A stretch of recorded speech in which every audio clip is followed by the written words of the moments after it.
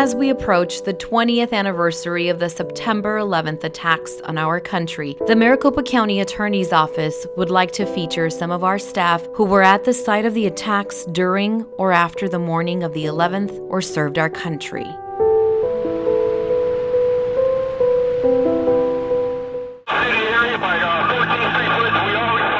Every time it comes around, I remember it like it was just yesterday. She was fresh out of college from the U of A. Katie Staab had just arrived in Washington, D.C. in August of 2001. I literally went up the Capitol steps every day to go to work. The Arizona native had taken a job with the Chief Administrative Office of the U.S. House of Representatives. Tuesday, September 11th, was just like any other day. She took the metro, grabbed a bagel, and went into the office.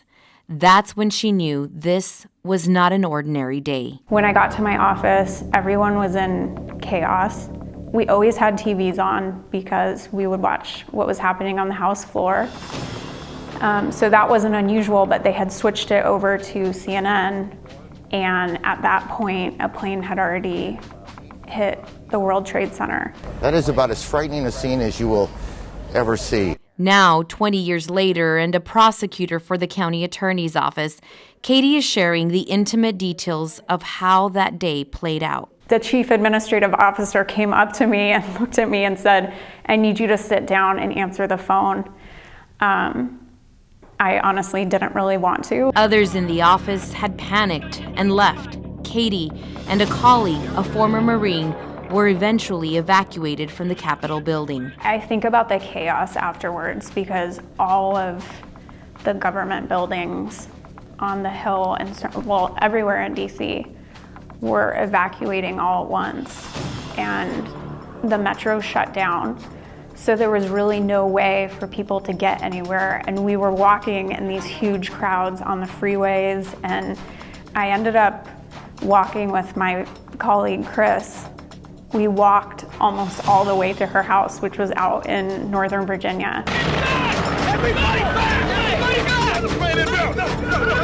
At the time, she didn't know this, but a hijacked plane was headed for the Capitol building. That flight that ended up crashing in Shanksville was headed for the Capitol. She can't help but think of what would have happened if the hijackers' plans had been carried out. I certainly believe that everyone on the plane who made that extremely brave and selfless decision to fight back and to, intentionally ground the plane, it's an unbelievable sacrifice. Since that dreadful, sad day in our nation's history, Katie has continued to visit D.C. She says our nation's capital is a place unlike any other.